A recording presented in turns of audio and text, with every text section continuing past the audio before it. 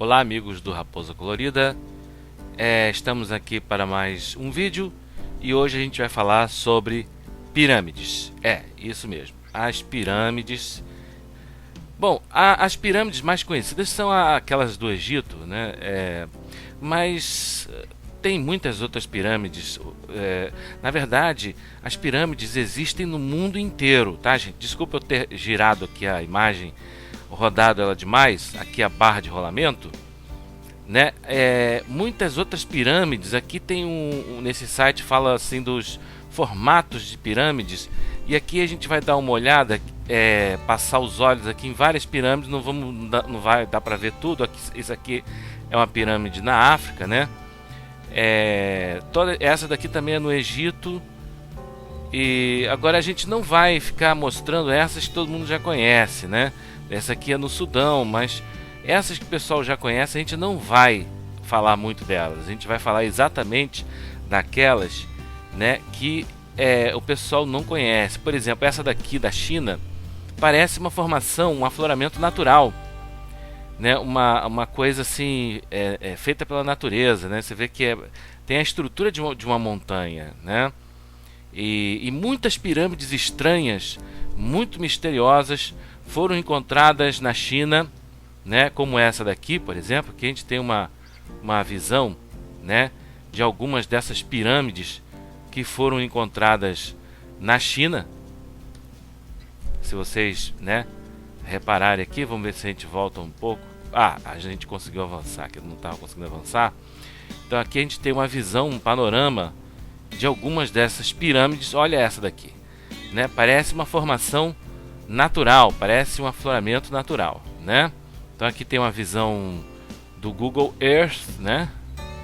Então, gente, muitas pirâmides, isso em todo mundo, na China, na América Central, na América do Sul, né? Então a gente vai dar uma passada, voltando aqui. Isso aqui também parece uma formação natural, né? Então a gente vai dar uma passada de olhos em algumas dessas pirâmides, né? Essa aqui é a estupa o templo de Borobudur em Java, na Indonésia. É uma estupa budista, né? Então a gente tá dando uma pincelada assim nesse fenômeno. Essa aqui é na China, tá vendo? Essa parece uma formação natural, né? Na Polinésia, né? Então essa daqui é uma pirâmide no México, a grande pirâmide de La Venta, México, que é cerca do ano 1000 a.C., né? Parece um afloramento natural, mas foi construído por paleoindígenas, né? E a gente vai ver que todos esses fenômenos, né? Aí muita gente pergunta assim, mas será que não tem uma pirâmide? Será que não existem pirâmides no Brasil? Né? A gente fica pensando assim, gente, existem sim pirâmides no Brasil. E as pirâmides do Brasil se parecem muito com aquelas outras, por exemplo, algumas que foram encontradas na China, que são muito parecidas com um fenômeno natural, né? E a gente vai ver quais são essas pirâmides. Trata-se de um tipo específico de sítio arqueológico que é encontrado aqui no Brasil, né? Então trata-se do Sambaqui. O Sambaqui, deixa eu mostrar aqui um afloramento dele. Se eu não me engano, é o Sambaqui de Figueirinha, tá? Então esse daqui é um afloramento daqui do Brasil, né? Então aqui a gente tem um exemplo de uma pirâmide brasileira, gente. Olha, esse Sambaqui, ele foi... existem vários no litoral brasileiro. É um sítio arqueológico. Ele, na verdade, é uma construção. Tem muita gente que acredita, muitos geólogos que acreditam que é um afloramento natural, que são depósitos do período quaternário. E é mesmo, né? Porque isso né? A gente está no Holoceno. Isso né? São depósitos do Holoceno, que é de 10 mil anos para cá, né? O Holoceno é a era que a gente está vivendo, que é o quaternário, especificamente o Holoceno. Dentro do quaternário, a era anterior era o Pleistoceno, né? Então isso muitos acreditam que é depósito de antigos tsunamis que aconteceram há milênios, né? E essas estruturas são paleodunas. né? Porque na verdade é sedimento de duna ao mesmo tempo que é sedimento marinho, né? Porque tem vários milhares de moluscos nesses afloramentos e nesses sambaquis, né? Então, se a gente pegar, por exemplo, aqui as fotos dos sambaquis, né? Aqui a gente tem um sambaqui reproduzido em museu. Então aqui a gente tem isso tudo que vocês estão vendo aqui são moluscos, carapaças de moluscos, né? Aqui vocês podem visualizar melhor, nesse modelo aqui, que os sambaquis, essas montanhas, são montanhas de moluscos, né? E os sambaquis, eles, segundo registros, os registros mais antigos são de 8.000 anos atrás, né? E deixaram de existir, quer dizer, o homem do sambaqui, que no caso foi o paleo-indígena, né? Ou o homem pré-histórico brasileiro, né? Que a gente está tratando da pré-história brasileira. Isso é a memória da pré-história brasileira, né? Então o homem do sambaqui, ele tinha um hábito de acumular e juntando moluscos com as carapaças de moluscos, né? Então eles vão com um passar de gerações, porque o homem do sambaqui habitou no litoral durante cerca de 6.000 anos. Isso na verdade era um hábito cultural que era repetido de geração em geração, e eles iam amontoando montanhas de moluscos e isso juntado com areia de dunas, né? Então são na verdade paleodunas, porque eles pegavam sedimento de duna e misturava, né, e jogava ali nas dunas os moluscos. E por sua vez, esse cálcio do molusco ele é dissolvido pela chuva, né, pelo anidrido carbônico, e depois ele, através da reação química, ele acaba acimentando os grãos de areia, né, e forma. Então as dunas, elas, como são sedimentos eólicos, elas são móveis, mas como elas foram cimentadas, então essas dunas, essas montanhas de moluscos estão ali às vezes há 8.000 anos. Então aqui em Niterói, na minha cidade, tem um sambaqui. A gente vai mostrar o sambaqui daqui de Niterói, que tem cerca em Itaipu tem o sambaqui de Itaipu e o sambaqui de Cambuinhas, que fica do lado. São dois sítios arqueológicos. Infelizmente o sambaqui de Cambuinhas, eles construíram um hotel em cima e infelizmente destruíram. Mas o sambaqui de Itaipu ainda digamos assim, ainda está intacto, relativamente intacto, né? Então ali a gente pode ter uma ideia, né, desse sambaqui. Agora, o que tem de comum do sambaqui brasileiro com as pirâmides, né? Bom, a gente falando mais sobre sambaquis, né? E o que a gente encontra nos sambaquis, né? Por exemplo, nos sambaquis do sul do Brasil, de Santa Catarina, encontra-se essas figuras que são polidas, esculpidas em pedra, que são os zoólitos, né? Que é muito comum encontrar nos sambaquis do sul do Brasil, né? E também artefatos líticos, né? Isso aqui eu já tive a oportunidade de ver nos sambaquis daqui do Rio de Janeiro, né? Eu já fui junto com arqueólogos e vi eles encontrando artefatos líticos, né? Que eram instrumentos percutores que eram usados pelo homem do sambaqui, né? Então aqui a gente tem como ter uma ideia. Agora, o que há de comum, né, gente, entre as pirâmides antigas e o homem do sambaqui? Bom, a gente sabe que tanto as pirâmides do Egito quanto as pirâmides lá da China, ou as pirâmides do México, ou as da América Central, ou da América do Sul, os incas, né? A gente sabe que quando eles construíam aquelas pirâmides, encontram ossadas. Por exemplo, as pirâmides do Egito eles dizem que serviu como tumba para os restos mortais dos faraós. O que há de comum em todas as pirâmides, inclusive as estupas budistas, a gente vai se deter nas estupas budistas um pouco depois, né? Porque existe a explicação para isso. Encontra restos mortais.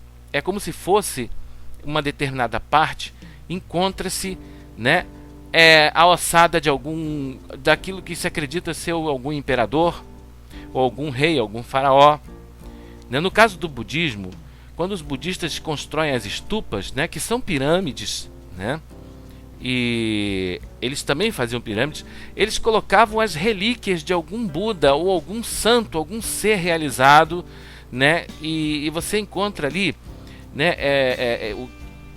tanto manuscritos, né, sutras, coisas que eles guardam como relíquia para as gerações futuras. Às vezes eles por um receio de que um determinado manuscrito sagrado se perca, eles colocam esse manuscrito dentro das estupas para eles serem preservadas para as gerações futuras, eles preservados, digo, né? E inclusive foi encontrado uma cópia do Sutra da Flor de Lótus da Lei Maravilhosa. Esse sutra nada mais é que o sutra que mais explica o significado das pirâmides, ou das torres do tesouro dentro do budismo, né? Então aqui a gente tem, né, uma imagem da estupa de Borobudur, que é uma estupa budista, né? Notem que ela tem uma estrutura de uma pirâmide, né? Ela é uma espécie de mandala tridimensional, né? E é claro que é bem diferente dos sambaquis brasileiros, mas elas têm em comum que aqui dentro estão relíquias de algum ser iluminado, algum Buda, algum santo, né? Então todas essas pirâmides, as pirâmides são um fenômeno mundial. Em qualquer lugar do mundo você encontra pirâmides, na Ásia, na Austrália, Australásia, na Europa, na África, na América do Norte, América Central, América do Sul, né? Você está sempre encontrando pirâmides, né? E todas elas têm algum resto mortal de algum ser, algum imperador. As pirâmides da China dizem que tem ali os restos mortais de imperadores da China, né? Então tem muita gente que chegou à conclusão que as pirâmides, na verdade, são monumentos funerários, são como se fossem tumbas. Só que acontece que se a gente pega, por exemplo, essa estupa budista de Borobudur, né? Mas ela não é um monumento funerário. Se você lê os escritos, os sutras budistas, você vê que o significado da estupa não é ser um monumento funerário. Os restos mortais de algum Buda que está ali na verdade apenas parte do conjunto, mas não é o objetivo e a finalidade do conjunto ou da estrutura, né? Ele é apenas um adendo dentro da estrutura.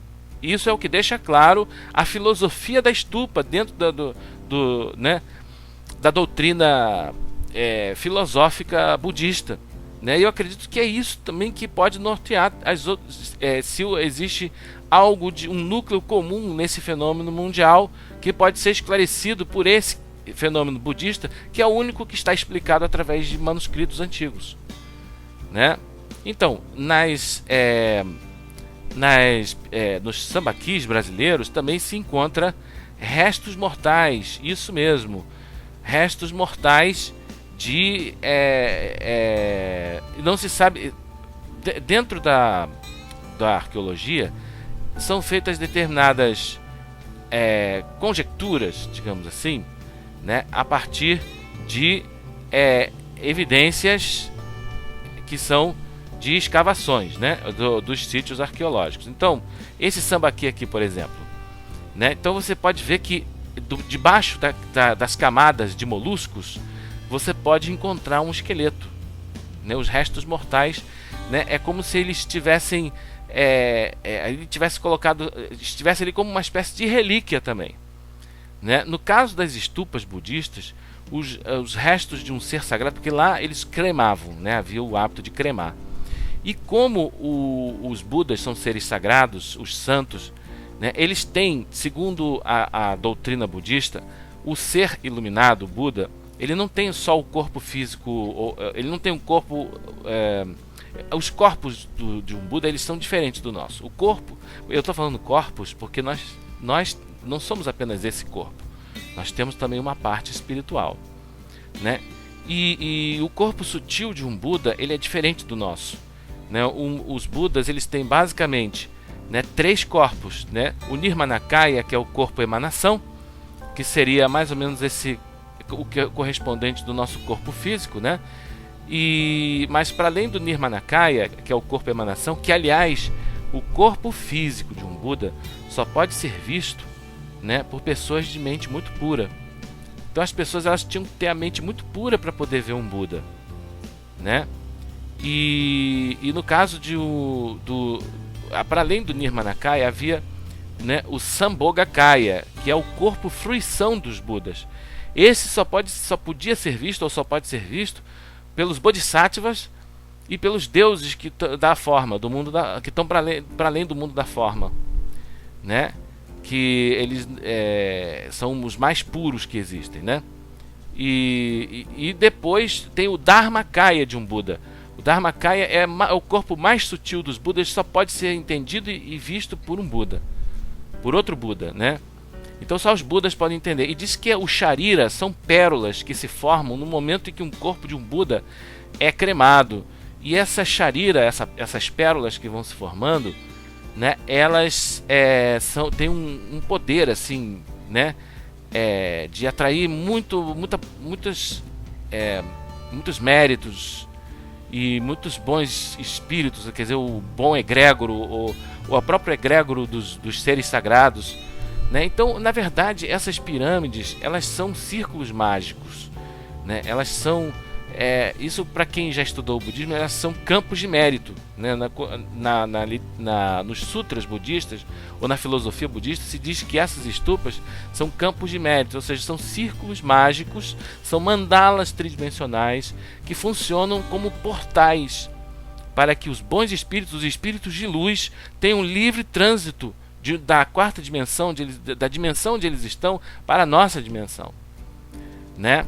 Então, e uma outra coisa que há de comum entre as estupas, as pirâmides e talvez os sambaquis, né, os nossos sambaquis daqui do Brasil, né, é que esses lugares provavelmente eram lugares sagrados para os paleo-indígenas, para o homem do sambaqui, né? Então havia todo um contexto ritualístico, né, nisso tudo. Então aqui a gente pode ver, né, por exemplo, isso daqui, o que muitos acreditam ser um rito, talvez um rito funerário ou algum rito de caráter religioso mesmo, né? Então a gente está diante de uma consciência ou de uma maneira de entender o sagrado e de um ato mesmo cultural e sagrado para eles, né? Que tinha a ver com a crença deles, né? Mas que é muito parecido com o que acontece a nível mundial.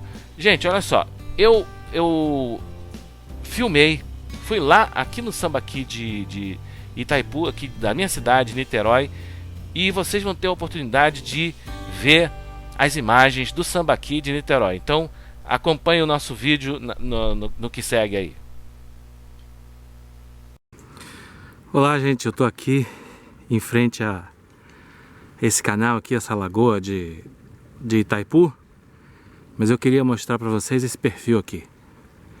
Não sei, o dia não está ajudando muito, mas aqui vocês podem ver que existem sedimentos que podem ser muito antigos. Eu vou botar a mão aqui, tá vendo? Então, notem aqui que esse perfil contém sedimentos de outras eras, né?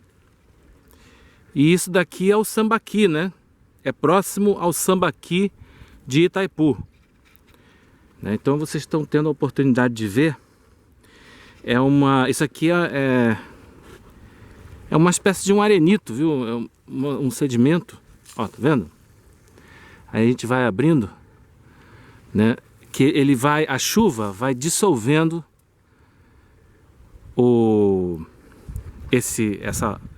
dissolvendo esse perfil, e as coisas que estão dentro dele vão aparecendo, vão aflorando, né? Então, por mais que isso esteja, né, muito ocupado pelo homem, né? Por mais que isso esteja haja a interferência humana muito grande, né?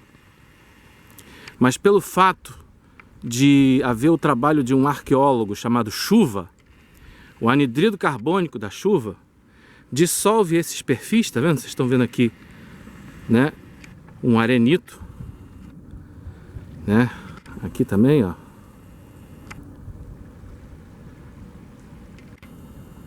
Tudo em frente aqui é a lagoa de Itaipu, ali para frente fica a praia de Itaipu e mais para diante fica o Sambaqui de Itaipu.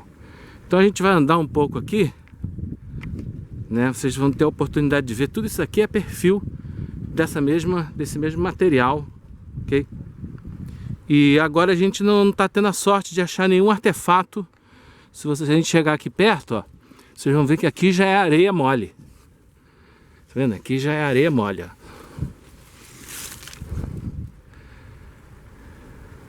Então esse perfil ele vai dissolvendo e as coisas do passado muito remoto, da história do homem e até de outras eras, né, bem anteriores ao surgimento do homem, podem aparecer aqui também. Mas a gente, né, acredita-se que essas dunas de Itaipu tenham aproximadamente 7.000 anos, né?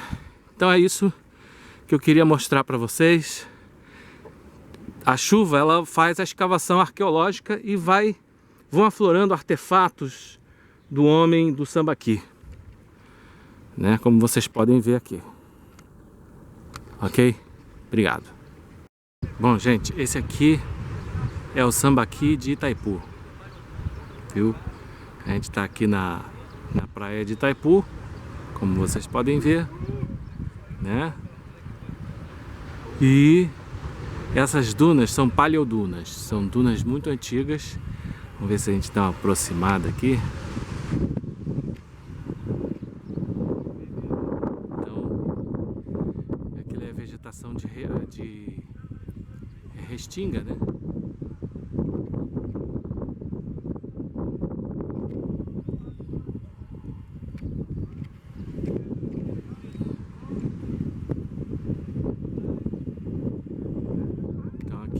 Vocês podem ver que tem um portão aqui, né?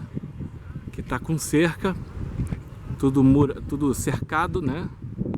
Para não deixar ninguém entrar, porque é uma área de preservação, de interesse ecológico e também arqueológico. Então aqui, gente, a gente tem mais uma vista aqui da praia de Itaipu, né? Vamos ver se a gente aproxima aqui para vocês verem, né? Para lá, né? Aqui tudo é o mar. E aqui a gente está vendo aqui a vegetação de restinga aqui da praia de Itaipu, né? Aqui vocês têm a oportunidade de ver alguns cactos, né? Cactos. Espero que eu não esteja com o dedo na frente do microfone para não tapar o som. Então o áudio deve estar gravando aí, né? E aqui em frente a gente tem mais uma vista do Sambaqui de Itaipu, né? Então aqui vocês podem ver as cercas, né? Que está tudo cercado, né? Tudo cercado. E aqui vocês podem ter uma vista desses montes, dessa pilha que o homem do Sambaqui construiu, que alguns acreditam que pode ser uma formação natural, né? Mas por trás dessas, né? Desses montes aí, que o pessoal chama de paleoduna, na verdade não é duna, porque é tudo construído com conchas, com moluscos e areia de duna, né? Então o molusco ele é dissolvido e vai assim acimentando os grãos de areia que vai formando essa edificação aí. Então eles iam amontoando isso daí de moluscos. Você encontra artefatos líticos, encontra osso de peixe trabalhado, né? Aí, né? Então, gente, vocês estão tendo a oportunidade de ter mais uma visão, né? Vou chegar perto aqui para vocês podem ver que tem uma cerca aqui, né? Não deixa ninguém mais entrar aqui. Vamos ver se a gente consegue aproximar um pouco, apesar da cerca. Vocês podem ver que existe uma natureza. Aqui tem, ó, vegetação de restinga logo ali na frente, né? Mas não está dando foco direito. Vamos ver se eu consigo colocar a câmera acima da cerca, né? E mirar ali, né? Não sei se vocês estão conseguindo ver. É meio complicado, né? Então aqui vocês estão conseguindo ver o Sambaqui de Itaipu, né? Um outro perfil dele, né?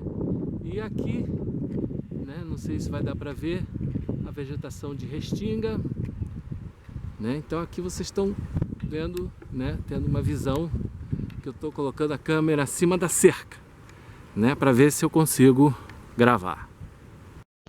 Se gostou, não esquece de dar um joinha no nosso vídeo, ok? E compartilhar também nas redes sociais, no YouTube, no Twitter, no Facebook, no Google+, ok, gente? Então até o próximo vídeo, se assim Deus permitir.